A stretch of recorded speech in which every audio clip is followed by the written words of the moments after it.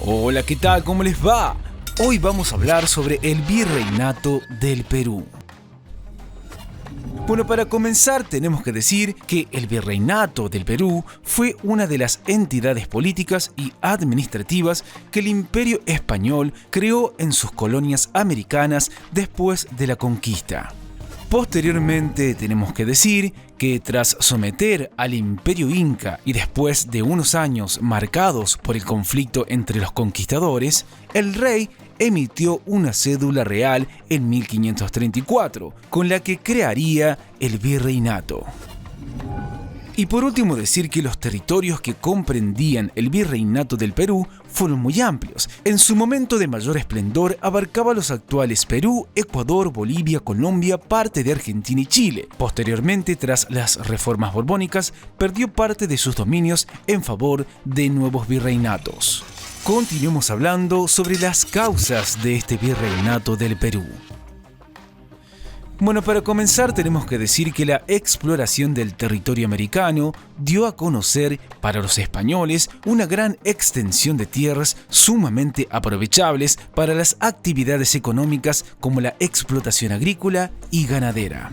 Pero además de esto, lo que despertó realmente el interés de los conquistadores es que se encontraron con grandes cantidades de minerales muy valiosos, como el oro y piedras preciosas. De ahí, la actividad minera fue sumamente importante. Sigamos hablando un poco más sobre este Virreinato del Perú, particularmente hablar sobre sus características, comenzando con la organización política. Bueno, primero decir que el Virreinato del Perú, como el resto de los constituidos en América, estaban encabezados por el virrey, que era el representante directo del monarca español sobre el terreno. Aparte, se crearon otras figuras de autoridades locales. También decir que durante los primeros años de existencia del Virreinato del Perú, las instituciones creadas resultaron bastante ineficaces. Todo esto cambió hasta el nombramiento de Francisco de Toledo, el quinto virrey. A partir de ahí, la organización política y administrativa comenzó a funcionar. Sigamos hablando un poco más sobre este Virreinato del Perú, en este caso sobre el Consejo de Indias.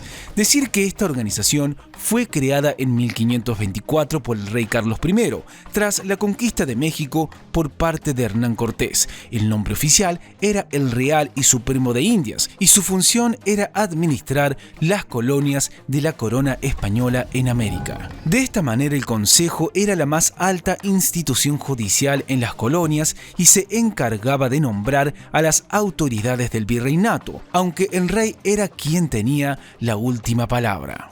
Continuemos hablando un poco más sobre este virreinato, en este caso hablar sobre las audiencias. Bueno, decir que las audiencias era el Tribunal de Justicia Superior del Virreinato para aquellos casos que trataran sobre asuntos gubernamentales. Esta audiencia estaba presidida por el virrey, a quien acompañaban los oidores. También debemos decir y agregar que existieron dos clases de audiencias dependiendo de su categoría. La más importante o importantes eran las audiencias virreinales, como la que estaba establecida en Lima. Y por último tenemos que decir que el resto, que dependía de la primera, se denominaban audiencias subordinadas. En el Virreinato del Perú se crearon 8 reales audiencias. Continuemos hablando un poco más sobre este virreinato, en este caso hablar sobre las intendencias. Decir que en el marco de las reformas borbónicas, Carlos III decidió suprimir los corregimientos en 1784. Una de las causas para hacerlo fue la insurrección o rebelión liderada por Túpac Amaru II. Posteriormente, en su lugar, el monarca estableció las intendencias. En su primer momento, las intendencias en el Virreinato del Perú fueron 7: Trujillo, Lima, Arequipa, Cusco, Huamanga, Huancavelica y Tarma. Algunos años después, la intendencia de Puno se incorporó al virreinato. He aquí un mapa sobre las intendencias mencionadas. Sigamos hablando un poco más sobre este virreinato, en este caso hablar sobre la organización social. Bueno, decir que existía una clase totalmente dominante formada por los blancos españoles y en menor medida por los blancos nacidos ya en la colonia, los llamados criollos, y una clase más baja formada por el resto. Un dato que también debemos agregar es que a lo largo de los siglos, españoles e indígenas se llegaron a mezclar, creando diversas castas. Estas castas no eran consideradas ni españoles ni tampoco indígenas, por lo que legalmente no existían. Las castas o mezclas más habituales en el virreinato fueron las siguientes. Por un lado teníamos al mestizo, que era la cruza del blanco con el indio. También estaba el sambo, que era la cruza del indio con el negro. Y por último, el mulato, que era la cruza del negro con el blanco. Continuemos hablando un poco más sobre este virreinato del Perú, en este caso hablar sobre su economía. Bueno, decir que la base de la economía en el virreinato del Perú fueron la minería, la agricultura, la ganadería y el comercio. Y también decir que durante el siglo XVI y gran parte del siglo XVII, la minería se convirtió en la actividad económica más importante del virreinato. Ya durante el siglo XVIII, con los cambios territoriales, las riquezas obtenidas comenzaron a decaer. Y por último decir que las civilizaciones prehispánicas ya habían desarrollado actividades agrícolas y ganaderas antes de la conquista. Los españoles no solo se adueñaron de las tierras, sino que también introdujeron nuevas técnicas y herramientas desconocidas hasta ese momento. Continuemos hablando sobre las reformas borbónicas, muy importante en el virreinato.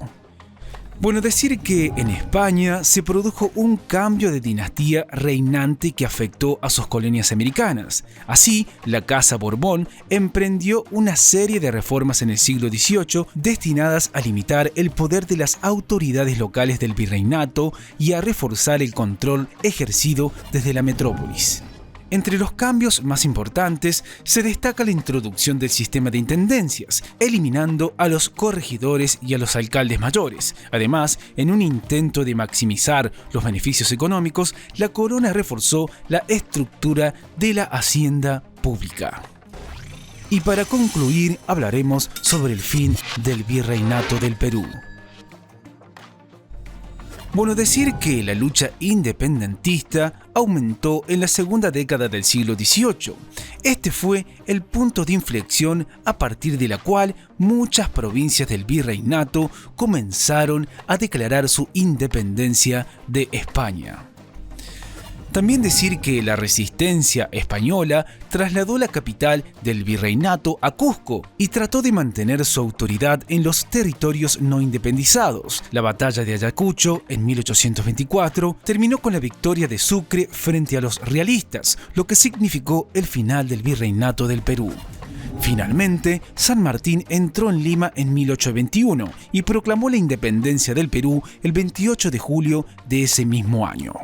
Bueno, esto es todo por hoy. Como siempre les decimos, chequen los videos de nuestro canal que seguramente les serán de utilidad. ¡Hasta la próxima!